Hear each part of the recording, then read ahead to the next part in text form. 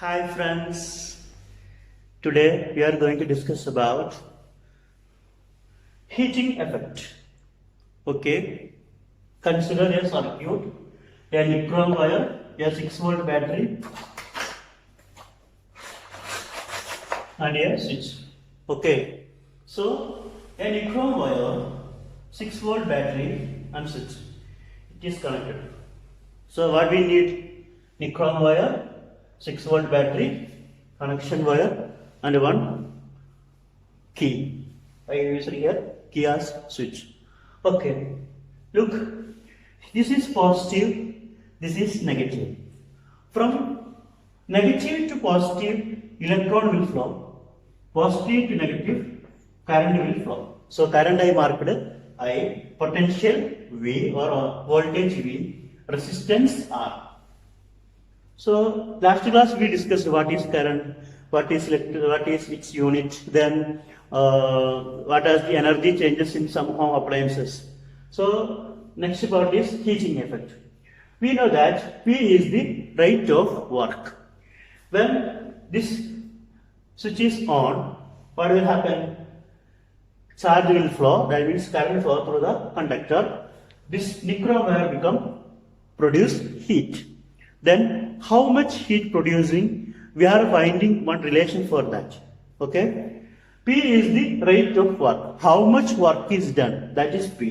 P equal to W by T, rate of work. W means what? T means times of rate of work. Q is the charge.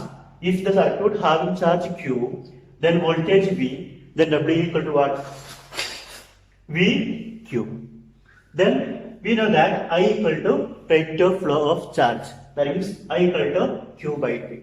Once again, this is the circuit which contains 6-volt battery. Then resistance nichrome is the wire. Nichrome resistance we are putting R. Then circuit closing with the switch. We know that when current is flowing through the circuit, what will happen? This nichrome wire will produce heat. Then we are finding the relation between, what is the relation between resistance, current, time, how much heat producing in the circuit. So we know that I current flow through the circuit, P is the power of the, then how much power producing? Power is equal to rate of work. Work equal to what? Power equal to W by T. Q is the charge, V is the voltage. Then if Q is the charge, V is the voltage, W equal to what? V Q. Then we know that I equal to rate of flow of charge. That means I equal to Q by T. Then question 2 in 1. Okay, we will get P equal to V Q by T. P equal to W by T. For W we are putting VQ. So we got what? VQ by T. That is application 4. Then I equal to Q by T. Then Q equal to what? IT. Okay. Then put 5 in 4. What will happen? Instead of Q, I put IT. What will happen? V same. Instead of Q, I into T by T. T cancel. We got V equal to VI. Then from equation 1, P equal to W by T. Compare both, we get VI equal to W by T. Then W equal to VIT. This W is what? Amount of heat energy. W is work done. That work done is equal to amount of heat energy produced in the circuit. Then it's equal to VIT. So potential, current and time. Voltage, important voltage, current in ampere, then time in second. By Ohm's law, V equal to IR. By Ohm's law, V equal to IR, that we already know. Then I put, instead of V, I put IR. So it's equal to IR into IT. Instead of this V, I put IR, then IR into I by T. Then I into I square R. So we got I square RT, VIT. Okay. How we start first? We start P equal to W by T. That is equation 1. Second, W equal to VQ. Then third, P equal to, that put in 2 in 1, P equal to, instead of VQ by, instead of W I put VQ, then VQ by T. Then we know that Q equal to IT. I equal to Q by T, then Q equal to IT. Then that IT put here instead of Q. What will happen? Instead of Q, IT, so V into Q, I into T by T. T cancel, P equal to VI. Then we know that P equal to W by T. Then compare 6 and 1, we got VI by W by T. Then W equal to V of T. Then this W is equal to amount of heat energy produced in the circuit. So heat energy equal to VIT. Here V is potential, I is current, T is time. Then by Ohm's law V equal to IR. Then instead of IR we are putting V, instead of V we are putting IR. Then what will we get? IR into I into T. So I square RT. So H equal to I square RT, H equal to VIT. I have an equation for H equal to I square RT. So finally we got H equal to I square RT. From this we can understand what? From this we can understand heat produced in a circuit or in nichrome wire, it is equal to product of square of current, resistance and time. So that name is called Joule heating or ohmic heating. Another name is Joule's law. It is very important. H is equal to I square RT. H is proportional to I square RT. Then the heat produced in a conductor is directly proportional to square of current, resistance and time. So why nichrome wire become more hot or reddish? Because it produces a heat, that amount of heat is directly proportional to square of current, directly proportional to resistance, directly proportional to time of flow. So H is equal to I square RT. So now you understood how to derive an equation for H equal to I square RT. Then we can understand from this what are the factors affecting a resistance, what are the factors affecting heat produced in a conductor. We can understand who current, resistance and time. Square of current, resistance and time. This is called what? Joule heating or ohmic heating or Joule's law. H is equal to I square RT. Then instead of I square RV, if we are substituting V, we will get H equal to VIT. So using these two equations, problems will come. So first you have to complete this part. So what is Joule's law of heating? It's very simple. The heat produced in a conductor is directly proportional to square of current, resistance and time. No need to by heart, just study this equation, H equal to I square RT. From this you can write the what is Joule heating or what is ohmic heating, what is Joule's law. Three are same. If you study only this equation, you can write this definition. Once again, heat produced in a conductor is directly proportional to square of current, resistance, time. Okay. Then now we can understand what current, resistance, time. It will affect what? How much heat produced in a circuit. Now we are going to understand how it affects. If it is changing, what will happen? Okay.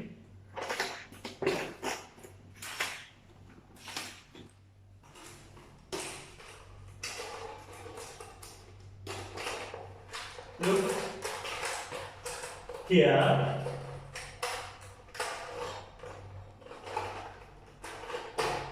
Look.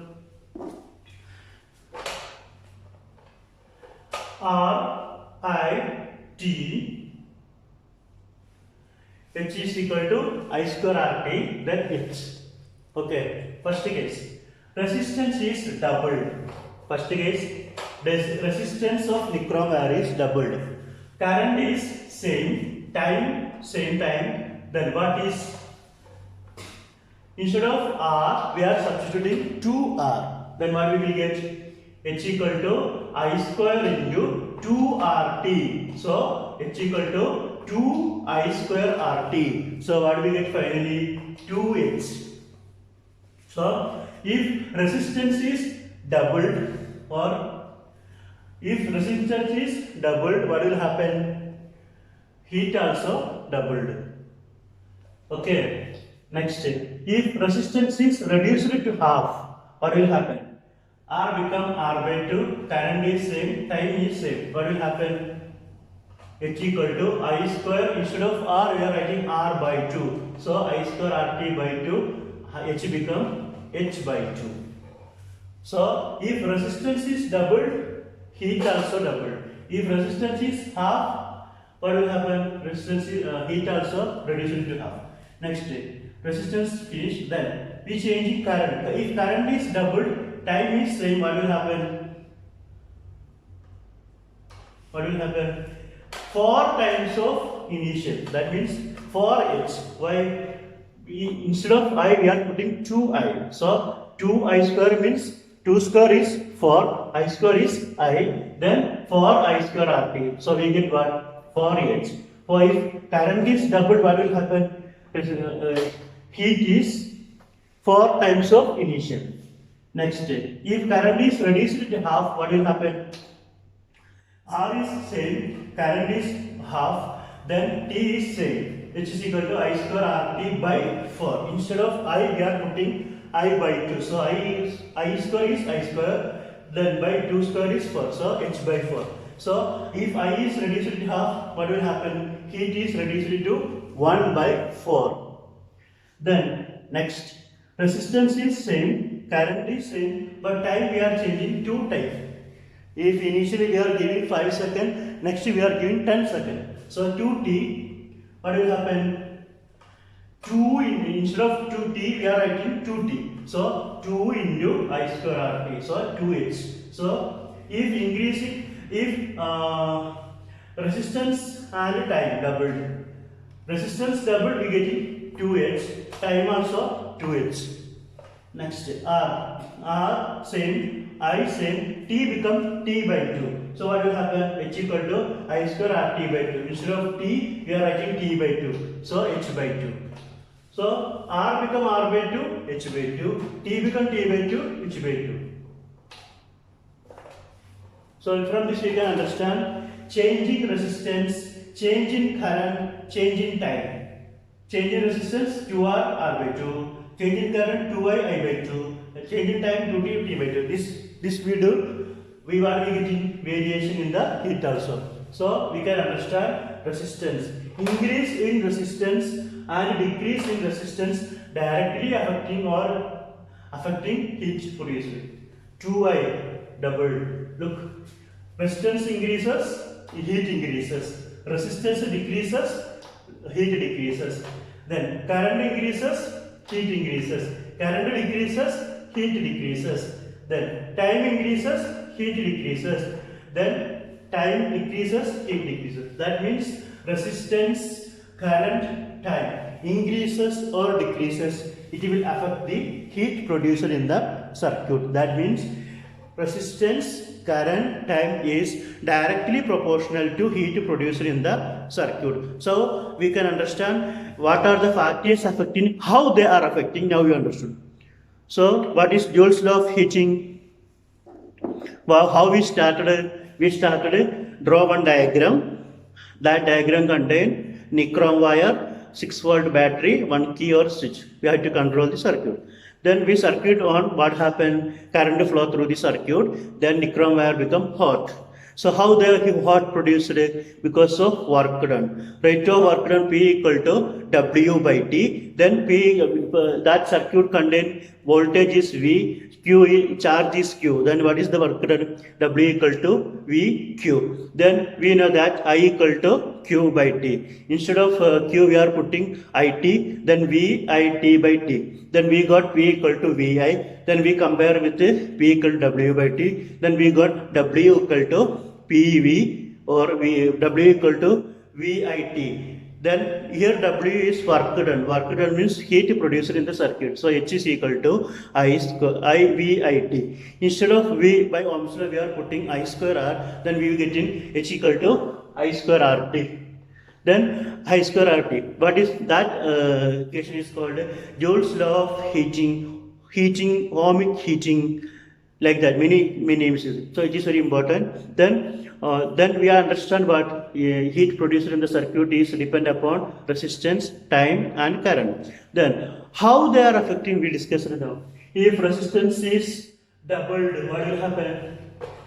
Heat also doubled. Resistance is half, heat is reduced to half. Then if current is doubled, 4 times of initial, then current is reduced to half, heat also reduced to 1 by 4. Then the time is doubled, heat also produced doubled. Then time is reduced to half, heat also produced to reduced. From this we can understand what is Joule's law of heating, how they are affecting in the circuit. So once again I will conclude, what is Joule's law of heating? It is the amount of heat produced in a circuit, or it is the amount of heat produced in the conductor is directly proportional to square of current, resistance, time. If you study this equation, you can answer many questions. Many problems will come based on this question. Many problems will come. So they will ask what is Joule's law of heating or ohmic heating, or what is Joule's law. 3 questions. Same time they will give. We have to show that H is equal to I square RT. Other question, H is equal to I square RT using problem also comes. So for this topic you will get 3 merits. So study well. It is easy to remember. Very easy to remember this equation. H is equal to I square RT. Thank you for watching my all videos.